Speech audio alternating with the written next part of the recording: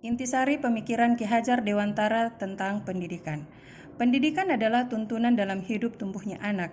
Artinya, bahwa hidup tumbuhnya anak itu terletak di luar kecakapan atau kehendak kita kaum pendidik.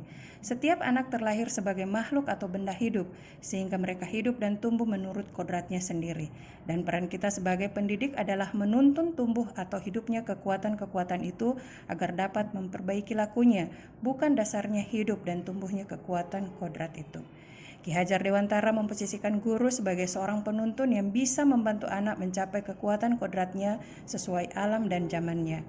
Berdasarkan pemikiran tersebut, sebagai seorang guru, saya harus memiliki kemampuan dalam menuntun hidup dan tumbuhnya kodrat anak agar mereka dapat menemukan kemerdekaannya dalam belajar sesuai tuntutan alam dan zamannya sendiri. Dalam konteks ini, sebagai guru, saya harus mampu menciptakan ruang bagi murid untuk bertumbuh secara utuh agar mereka dapat memuliakan dirinya dan orang lain serta menjadi mandiri atau merdeka lahir dan batin. Intinya, hal terpenting yang harus saya lakukan adalah menghormati dan memperlakukan anak dengan sebaik-baiknya sesuai kodratnya, melayani mereka dengan setulus hati, menuntun mereka menjadi pribadi yang terampil, berakhlak mulia, dan bijaksana sehingga mereka akan mencapai kebahagiaan dan keselamatan yang setinggi-tingginya, baik sebagai manusia maupun sebagai anggota masyarakat. Sebagai murid, saya memandang bahwa tindakan tegas dan menghukum yang pernah dilakukan guru kepada saya dahulu adalah tindakan yang tepat.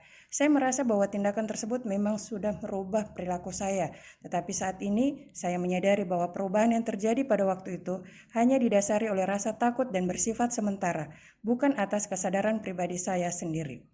Jika saya menjadi murid dengan pembelajaran sesuai pemikiran Ki Hajar Dewantara, saya yakin dan percaya bahwa proses pembelajaran yang saya dapatkan tentu akan sangat membahagiakan, karena ketika kebutuhan saya diakomodir oleh guru dalam pembelajaran dan pengembangan perilaku saya dituntun dengan sebaik-baiknya, maka saya pasti akan tumbuh dan berkembang sesuai kodrat saya sendiri tanpa harus dipaksa seragam atau sama dengan begitu banyak keragaman yang sejatinya itu adalah sebuah keniscayaan dan menjadi kekuatan tersendiri bagi pembentukan kebudayaan dan peradaban bangsa.